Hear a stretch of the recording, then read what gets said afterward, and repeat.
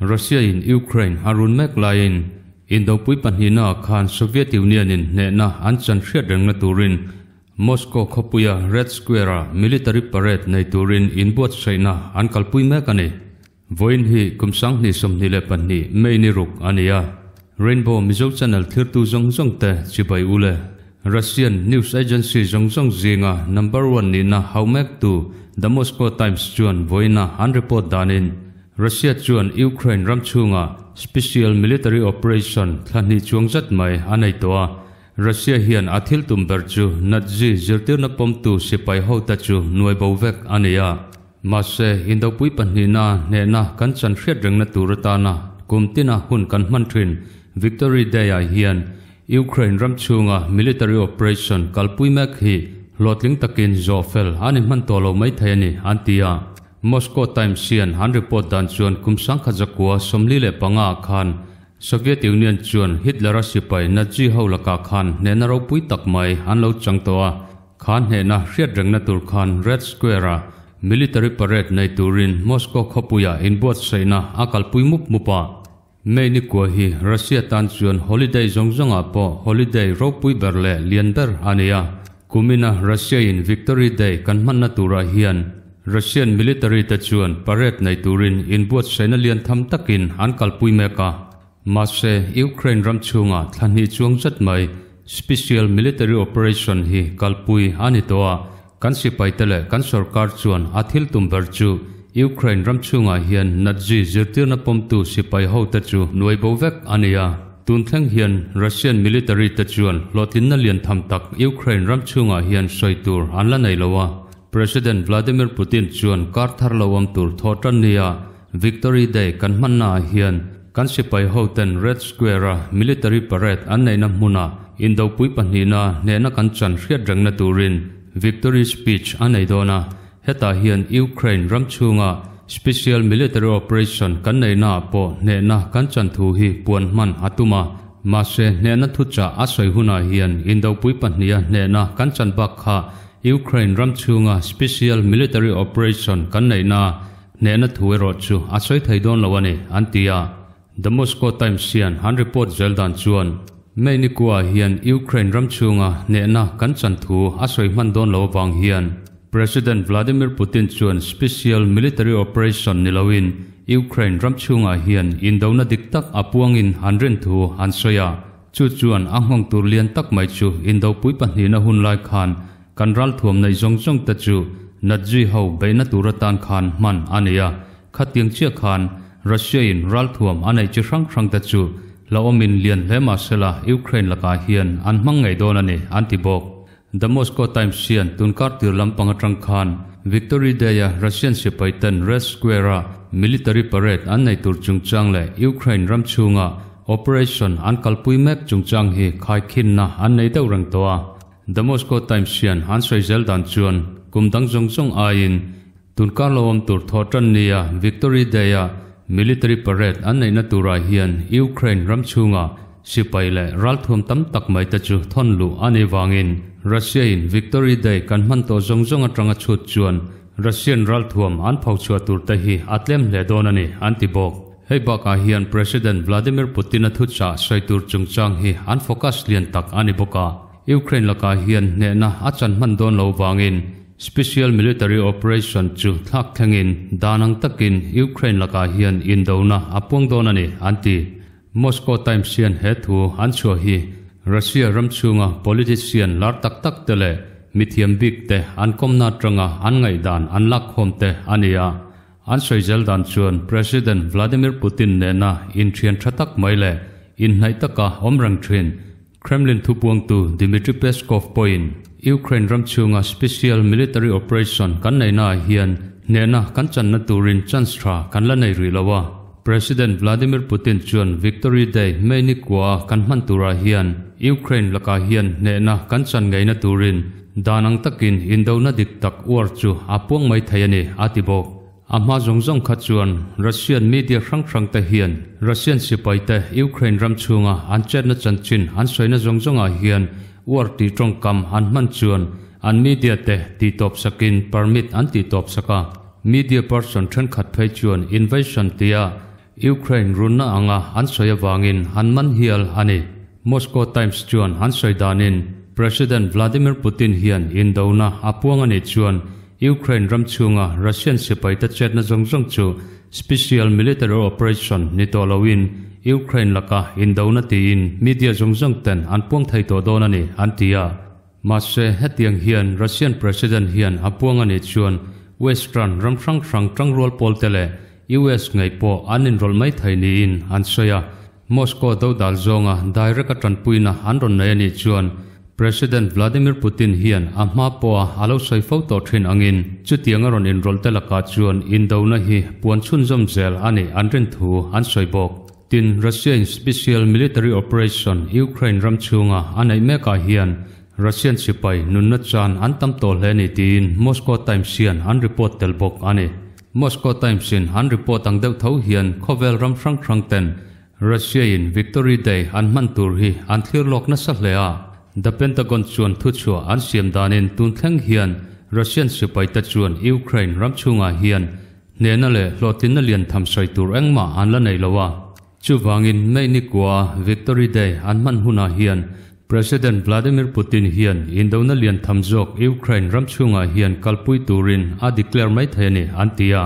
Massachusetts chuan omzia thui tak anei don lowa a chan chu tuna hian Russian President Vladimir Putin chuan special military operation tin Ukraine ramchunga an chet na hi asoina a Mashe he military operation a kalpui dan hi Afghan war hunlaya Soviet sipai Afghanistana antirlu tele ralthuam anman te ai khan atam dai to zoka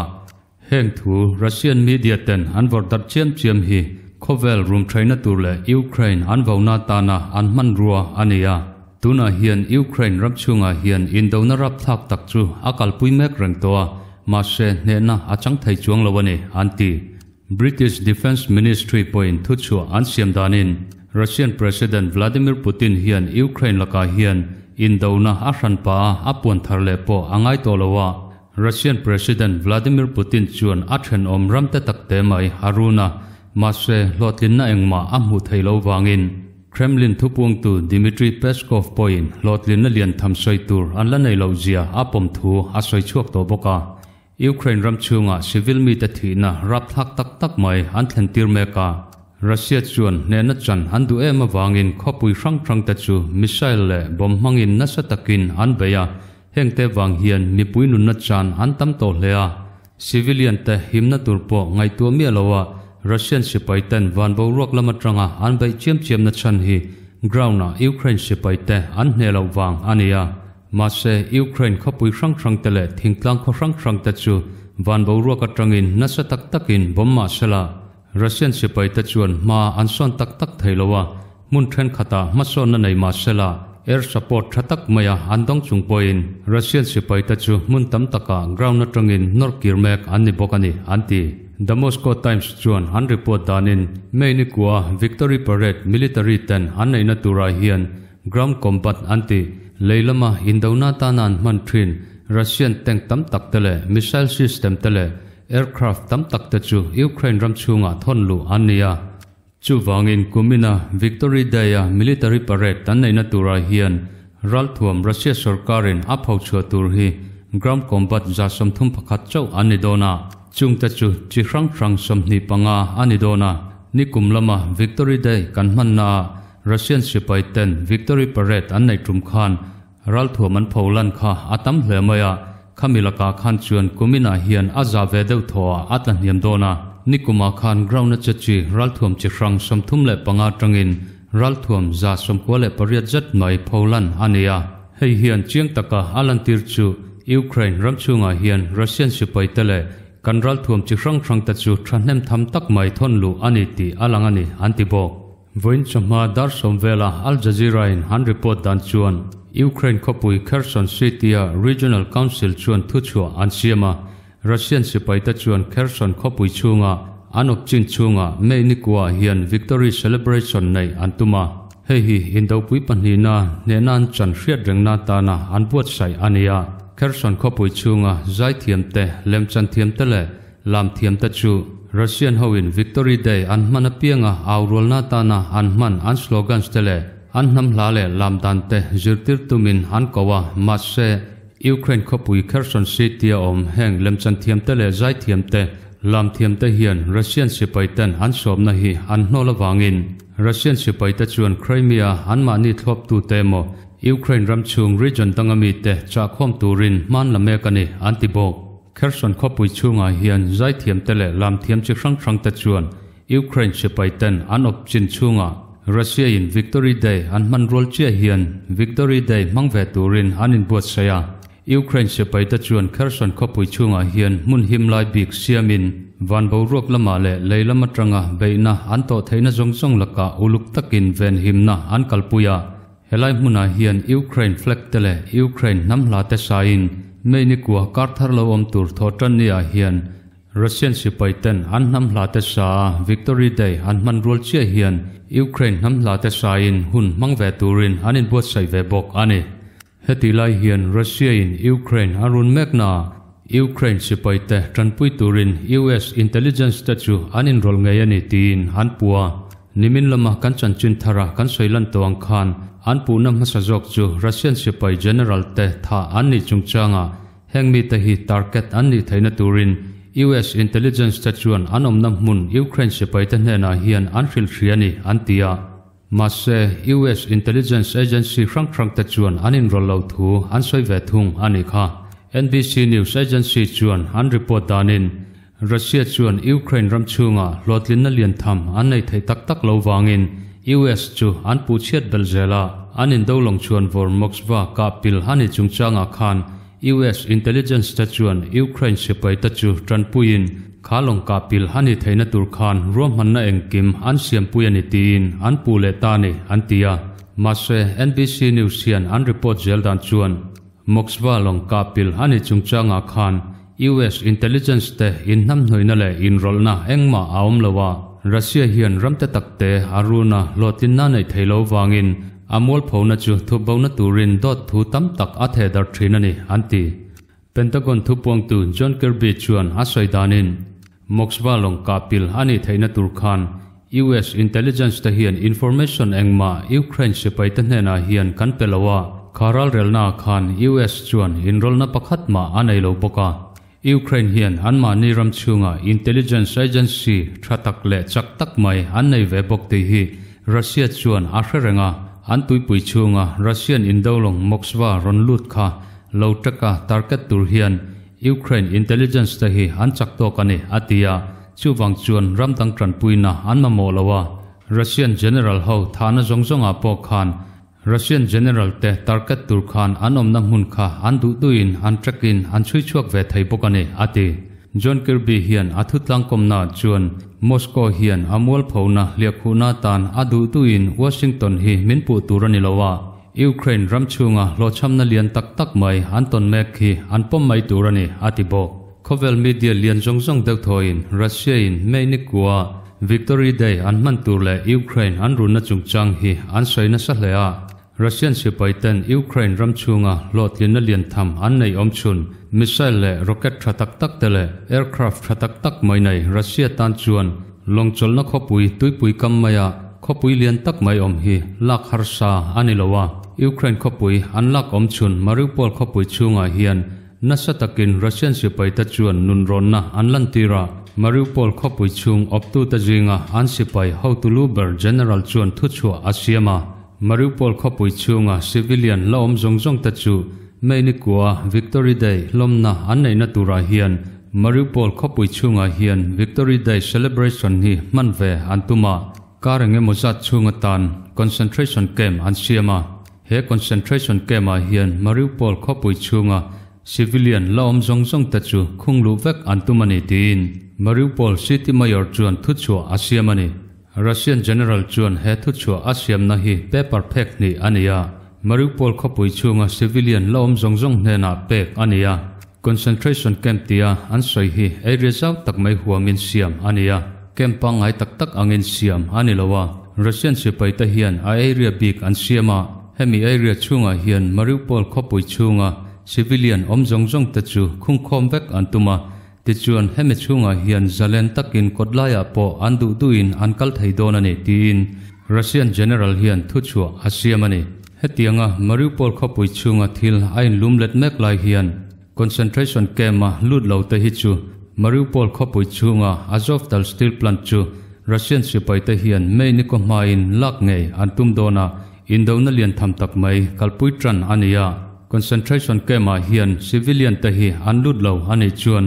dim doina aumdon lo ani antibok UK Defense Ministry nuaya intelligence agency ta chuan han report danin Mariupol khopui chunga Azovstal steel plana Mariupol last defender Ukraine sipai sang ni vel laom ta chu mei ni kwa Victory Day celebration an nei mang in Moscow chuan noi dar vek turin asipai ta hena thupek achua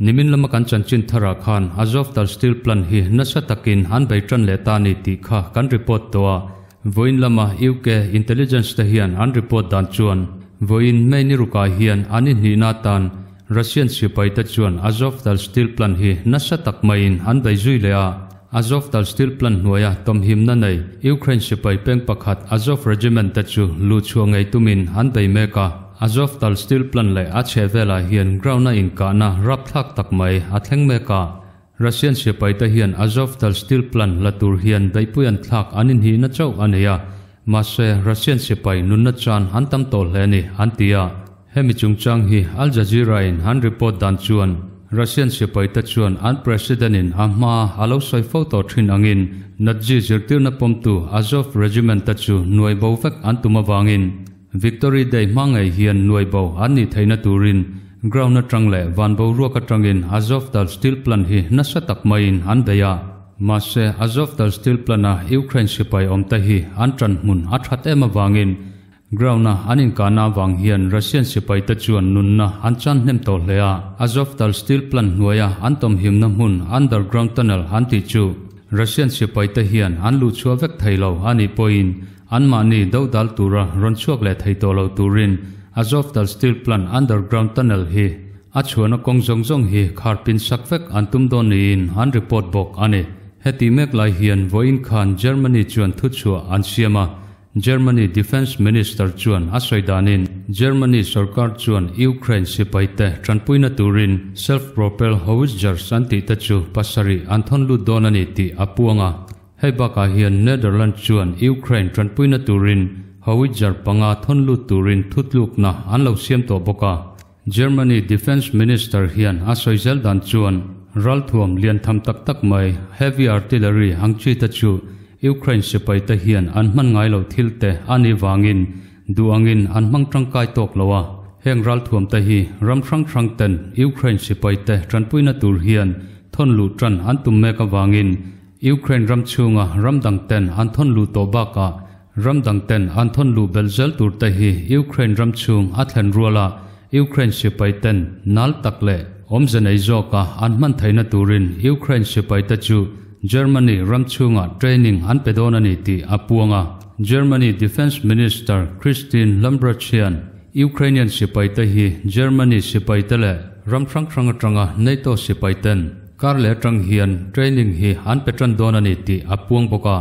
chanchin thar kanbot sailai hian an puang feldau chau ania media thrang ten Twitter lama an report dan chuan German sarkarin anram chunga Ukraine sipai te training petura thutluk na asiam ta ka wangle langtlang takmaya Germany Defense Ministerin hethu apuana wang hian Russia chuan angai mo hle donani antia indopui panina German rallin laka nenan chanthriat rengna tura Victory Day anman hun tura German sarkar chuan Ukraine sipai te training peturin anram chunga phalna apea hei hian Germany sarkar le Russia sarkar laka borok thalo tak mai aruka infum rangchu chiang takin ahai langani anti